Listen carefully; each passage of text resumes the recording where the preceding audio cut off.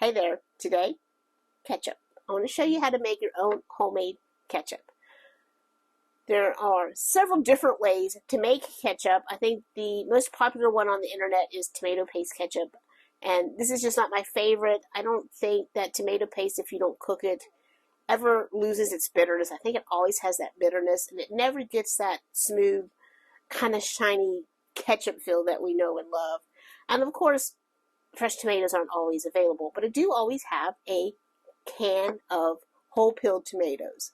Now this is my favorite way that I love to make ketchup. This is kind of what I have developed that I really love, and I'd love to share that with you, because if I can get you to stop buying those ketchups in the grocery store, it'll make me happy, because most all of those ketchups, the very, very first ingredient is high fructose corn syrup. And everybody should stop eating high fructose corn syrup. And even if you go and get the organic ones that have pure cane sugar, they still have artificial ingredients in them that you don't want. So this is going to be all natural. It's easy to do, although it doesn't take 5 minutes. It takes a little bit longer, but not much. So let me show you how I make my ketchup. So in my little pan here, I'm just going to do a swirl of olive oil. And to that, I have done one kind of large shallot. So I would call this a half a cup, 3/4 of a cup. So you just want like a half a cup of onion or shallot, and we're just going to just cook that down and let that soften for a couple of minutes. And then once that softens, I have two fairly large cloves of garlic, and I'm just going to give that a minute. And I'm going to add to that, I have probably about an 1.5 inch nub of fresh ginger. Now, you don't have to do the fresh ginger. You can absolutely use your ground ginger. But I like it with the fresh ginger, and I always have fresh ginger, so.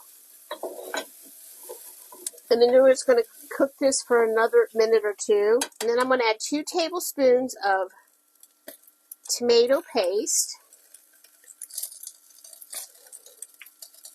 And I want to let that cook for a minute.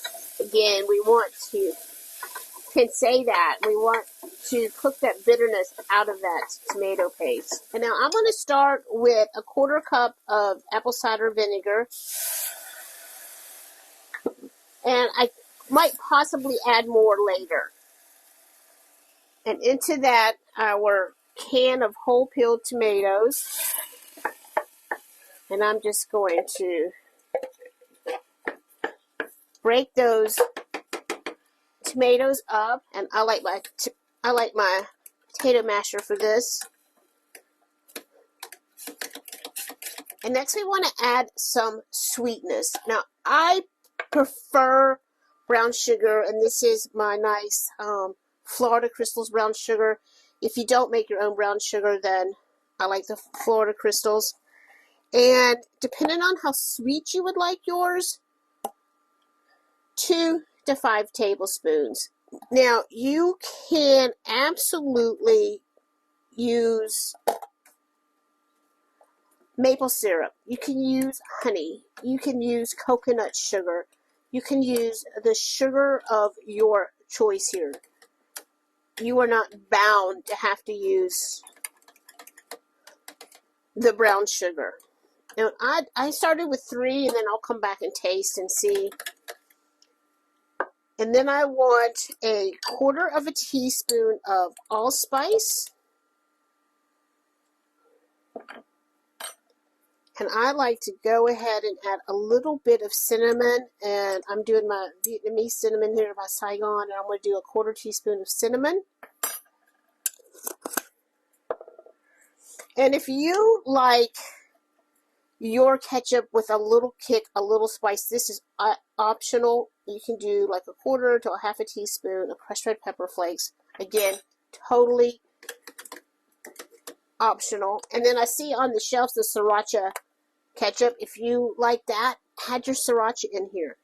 And this is all the thing that's a little optional. I just really like the celery here. Is just about 1/4 of a teaspoon of, not even that, maybe 1/8 of a teaspoon of celery salt. And then about a teaspoon or so of Worcestershire. I'm going to use my white pepper here, and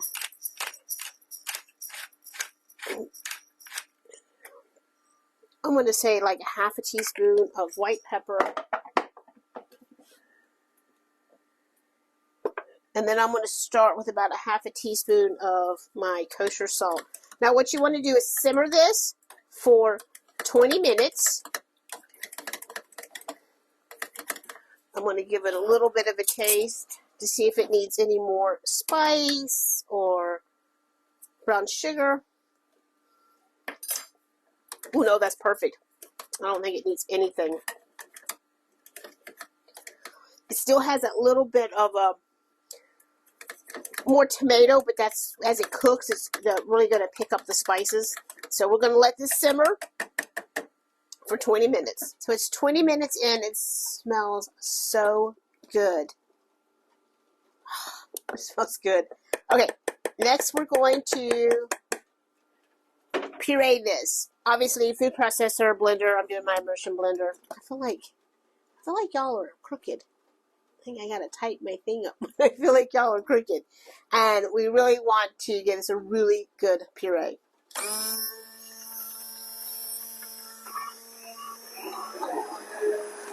Then we're gonna give it a taste. It's really hot. Really good.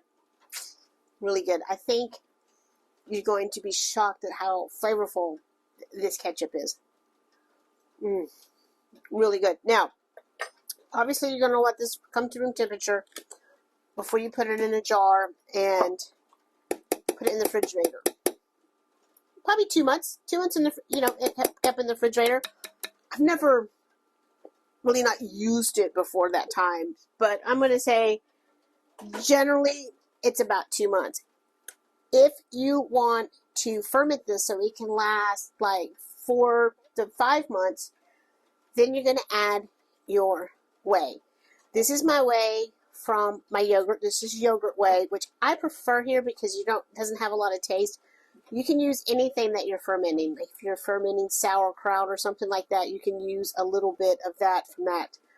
But I think it tastes. But what you have to do is let this come to room temperature. You don't want to put this in there hot, or it's going to kill all of that goodness. Once it cools, and you add your 2 tablespoons of whey, put it in your jar, put a lid on it, set it on the counter 8 to 10 hours so that it can ferment, and then in your refrigerator for months. Beautiful, fresh, homemade ketchup. Your kids, your grandkids, they're going to love it. They're never going to even want that old style of ketchup again. This is where it's at. Thanks, y'all. Thanks for being here. I'll see y'all later. Bye.